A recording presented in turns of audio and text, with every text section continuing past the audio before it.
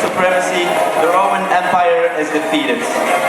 Actually, only the western part. The eastern part continues under the name Byzantine Empire, with Constantinople as capital. But however, new times of feudality are coming up. This is the time of the brave knights and beautiful damsels.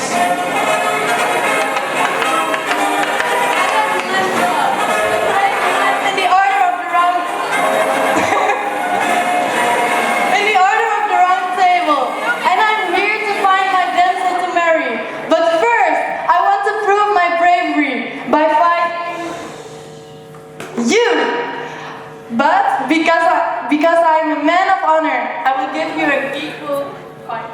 Oh, thank you for this incredible sword. Okay.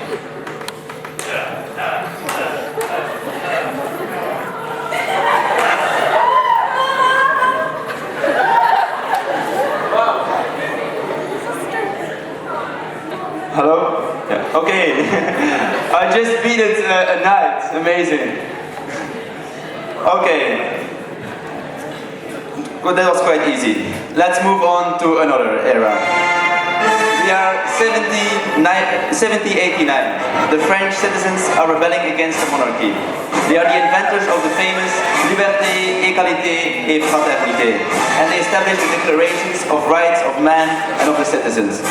Apparently, the best man to lead a society with such a high aims was Napoleon, a Lilliputian with megalomania. Salut, je suis Napoléon, le grand empereur de la France. Napoleon.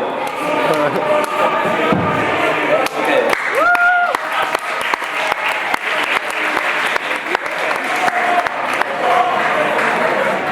In the following ages, an industrial revolution occurs.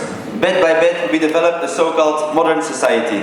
Europe starts conquering the world to spread his civilization and, of course, the main aim, to exploit the land and the local folks.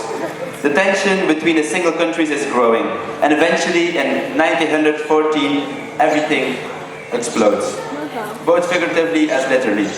This is the start of World War I, also known as the War of the... just World War I.